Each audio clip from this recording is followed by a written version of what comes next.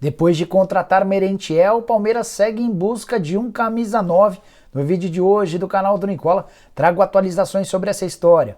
Bora falar também sobre o volante Bruno Henrique, ex-Corinthians e Palmeiras. Tô para te dizer que o São Paulo monitora bem de perto a situação do atleta. Vou falar também sobre o Corinthians, que pode perder João Vitor, mas segue muito empolgado com a chance de contratar o zagueiro Felipe. E Cuca, que se animou com a possibilidade de treinar o Flamengo. No vídeo também falo sobre o futuro de Luizito Soares. Tem alguma chance de jogar no Brasil? Tem também atualizações sobre o Bahia e as negociações com o Grupo City, tudo o que rolou dentro de campo na quarta-feira de futebol e muito mais.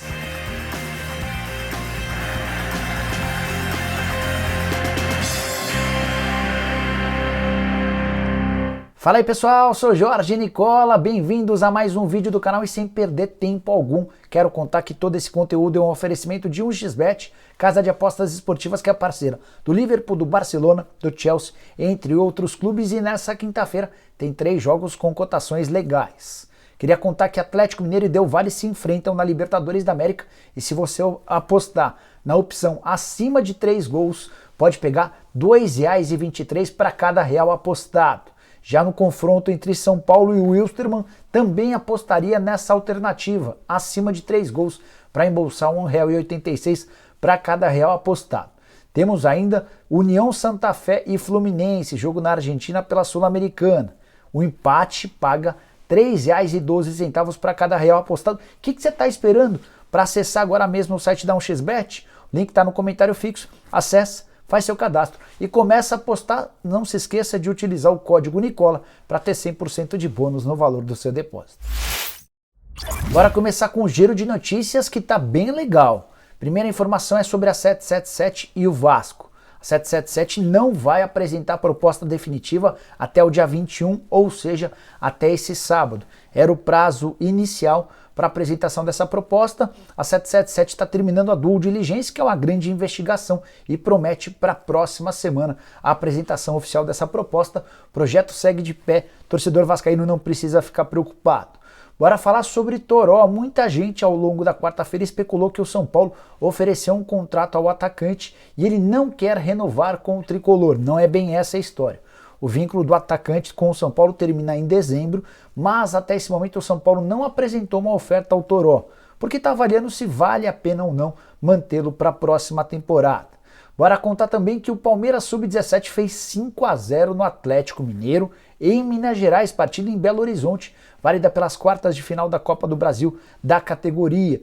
E o grande destaque foi o Hendrick, que marcou um gol e participou de outros 3.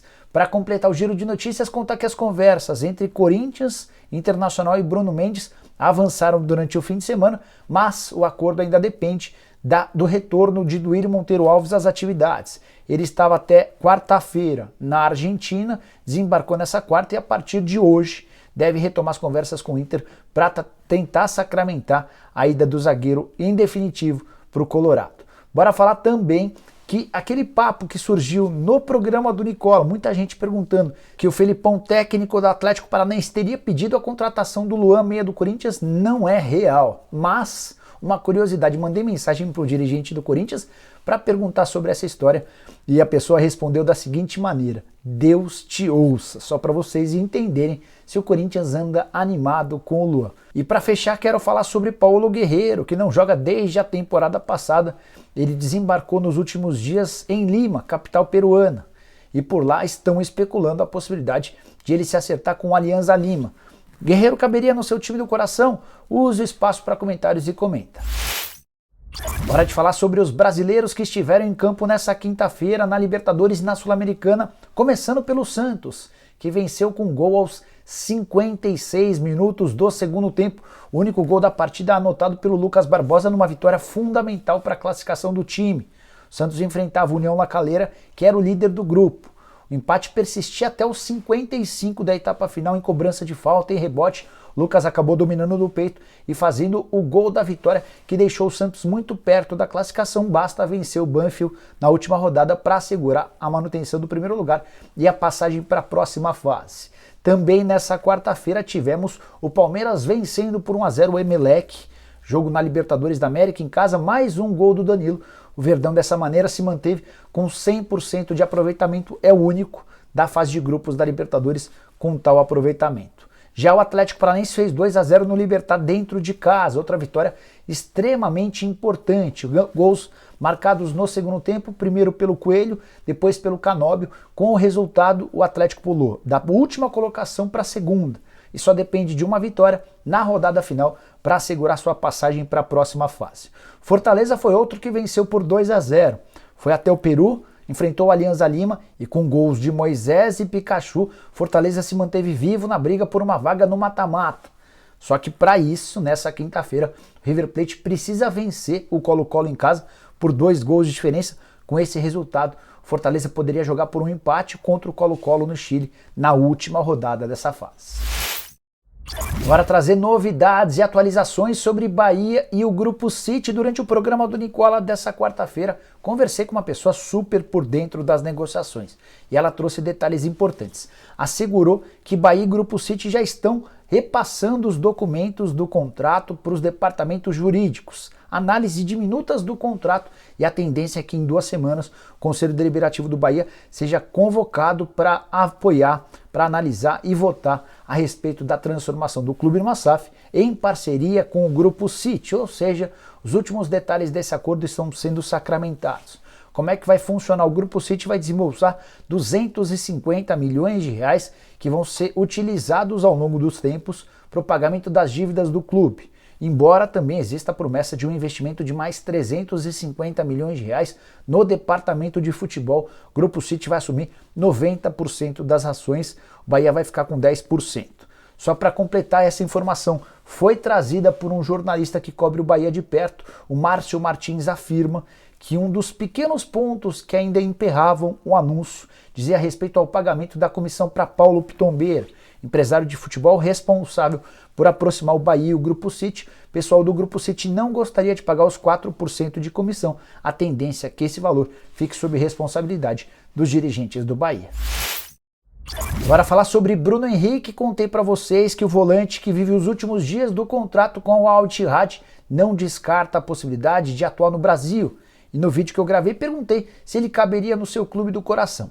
Vários torcedores do São Paulo desde então têm feito campanha nas redes sociais pedindo a contratação do atleta, que hoje tem 32 anos de idade. Mandei mensagem para um dirigente do São Paulo ligado ao departamento de futebol e deu para perceber que ele está bem por dentro da situação do Bruno Henrique. A começar, por exemplo, pelo fato de saber os salários do volante, ex-Corinthians, Palmeiras, Portuguesa e Palermo. De acordo com esse dirigente, Bruno Henrique fatura 2 milhões de dólares por temporada livres de impostos. Isso equivale a mais ou menos 840 mil reais por mês livres de impostos. Para o clube, esse custo supera com facilidade 1 milhão de reais. Cifras completamente fora da realidade. Ainda perguntei para esse dirigente se para voltar ao Brasil o Bruno Henrique não toparia uma redução nesses vencimentos. Esse dirigente afirmou que o Bruno Henrique já tem em mãos uma oferta para permanecer na Arábia Saudita, então isso acaba dificultando qualquer possibilidade de acordo. Pelo que eu percebi, o São Paulo gosta da possibilidade de trazer o Bruno Henrique, especialmente porque pode perder jogadores para esse setor. O Tricolor não descarta vender jogadores na metade do ano e o Igor Gomes, o Rodrigo Nestor e o Gabriel Sara, todos os atletas dessa posição, são os mais cotados para serem negociados. Bora falar sobre o Corinthians, que pode perder nos próximos dias o zagueiro João Vitor, pretendido pelo Porto, mas que monitora com enorme atenção a possibilidade de contratar o também zagueiro Felipe, que já passou pelo Timão, foi vendido para o Porto alguns anos atrás por 6 milhões de euros e na sequência foi repassado para o Atlético de Madrid por 25 milhões de euros e até esse momento não se acertou em relação a uma renovação de contrato com o time espanhol. O vínculo do Felipe com o Atlético termina agora, no dia 30 de junho. A última rodada do Campeonato Espanhol está marcada para esse domingo. O Atlético de Madrid enfrenta a Real Sociedad e já está garantido na próxima edição da Liga dos Campeões, ou seja, o Atlético de Madrid só cumpre tabela nesse fim de semana. Vários dos projetos e interesses do Atlético de Madrid para a próxima temporada já foram resolvidos. A questão do Felipe segue uma grande incógnita. O Felipe gostaria de renovar por 2 anos, o Atlético sugeriu 1 ano, mas a reação do torcedor do Atlético de Madrid com a permanência do brasileiro não foi positiva. E diante desse cenário, existe a possibilidade sim de o Corinthians repatriar o Felipe. Felipe tem excelentes relações com vários dirigentes alvinegros, especialmente com o André Sanches, que adoraria ver o retorno do atleta hoje com 33 anos de idade. Também seria uma boa chance para o Felipe voltar à seleção brasileira. Essa quarta vaga do zagueiro parece ainda incerta e jogando no timão, certamente as chances do Felipe aumentariam na comparação com o momento dele no Atlético de Madrid, tem sido mais reserva do que titular. Por exemplo, faz um mês que ele não consegue atuar no time principal, sempre entrando nos minutos finais, temporada de 34 jogos, 2 gols e uma única assistência. Você gostaria do Felipe jogando com a camisa do Corinthians? Atleta que também foi pretendido recentemente pelo Flamengo, o Flamengo já descartou depois da chegada do Pablo, foi sugerido ao Atlético Mineiro, que pode perder jogadores daqui até dezembro. Felipe seria, para mim, uma ótima aquisição para qualquer clube no Brasil. Bora falar sobre Cuca, técnico que desde o início da semana tem sido especulado como possível substituto para Paulo Sousa no Flamengo. O técnico português segue mantido pelo menos até o próximo tropeço dentro de campo, ele está por um fio. Diante disso, os dirigentes do Flamengo já abriram conversas e prospecções com possíveis candidatos. O nome do Cuca agrada em especial ao Marcos Braz, que é o homem forte do futebol do Flamengo. E o que eu queria dividir com vocês nesse vídeo é que a ideia para o Cuca de dirigir o Flamengo interessa. O Cuca que havia decidido dar um tempo na temporada de 2022, até porque ele foi indicado pelo Tite para substituí-lo depois da Copa do Mundo na seleção brasileira. O Cuca não gostaria de assumir qualquer projeto com medo de queimar seu filme, mas diante da possibilidade de assumir o Flamengo, dá para dizer que o Cuca se encantou. Cheguei a trocar mensagens com ele e deu para perceber o quanto o Cuca se motivou com essa possibilidade. Time extremamente qualificado, com vários jogadores interessantes. O que pega é convencer o torcedor rubro-negro, que ainda não esqueceu a primeira passagem do Cuca, marcada por polêmicas, e que quer a todo custo o retorno do Jorge Jesus. Pergunta que eu deixo para você é: quem contratar? Jorge Jesus ou Cuca, levando em consideração que o Paulo Sousa não fique? Use o espaço para comentários, estou louco para saber sua opinião. Bora falar agora sobre Luizito Soares, centroavante uruguaio, 35 anos de idade, de saída do Atlético de Madrid. Tá certo que ele não permanece para a próxima temporada. Quando a gente fala em próxima temporada, estamos nos referindo a julho, agosto. Ganha 5 milhões de reais por mês no futebol espanhol. E passou a ser especulado nos últimos dias no futebol brasileiro. Bruno Andrade, jornalista do UOL, chegou a contar que 3 clubes daqui do Brasil o procuraram tentando entender as condições do negócio. A partir daí tem um monte de gente me perguntando se o Luizito Soares pode de fato vir jogar no Brasil. Já te adianto, antes mesmo de descobrir quais são esses clubes brasileiros que sondaram a situação, que não existe nenhuma chance de o centroavante uruguaio pintar por aqui, por vários motivos. Primeiro deles, financeiro.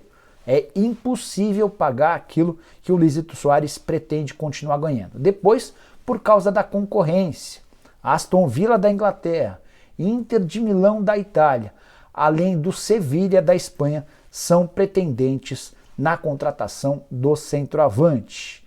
É possível, inclusive, afirmar que hoje o Aston Villa, onde o técnico é o Steven Gerrard, ex-parceiro de Luizito Soares nos tempos de Liverpool, aparece como favorito. Seria a oportunidade de o Soares voltar à Premier League, o campeonato principal do futebol mundial. O que ele faria escolhendo um clube brasileiro para jogar campeonato estadual na comparação, por exemplo, com a Premier League? Pois bem, além de tudo isso, ainda tem a Copa do Mundo, marcada para o fim do ano. O Luizito Soares sabe que precisa estar bem fisicamente para poder ter chance de ajudar o Uruguai na campanha no Catar. Bora falar sobre o Palmeiras, e a grande questão do torcedor palmeirense é: ainda vem um outro centroavante, um camisa 9, mesmo depois do anúncio da contratação de Miguel Merentiel, uruguaio de 26 anos de idade, que pertencia ao Defensa e Justiça? A resposta é sim. O Palmeiras segue no mercado atrás de um outro centroavante. Primeiro porque o Merentiel não é aquele centroavante fixo. Ele, embora faça gols e jogue como 9, também gosta de sair da área. O Palmeiras ainda busca um outro atleta com uma característica diferente, aquele centroavante trombador, com maior presença de área e muito bom no jogo aéreo.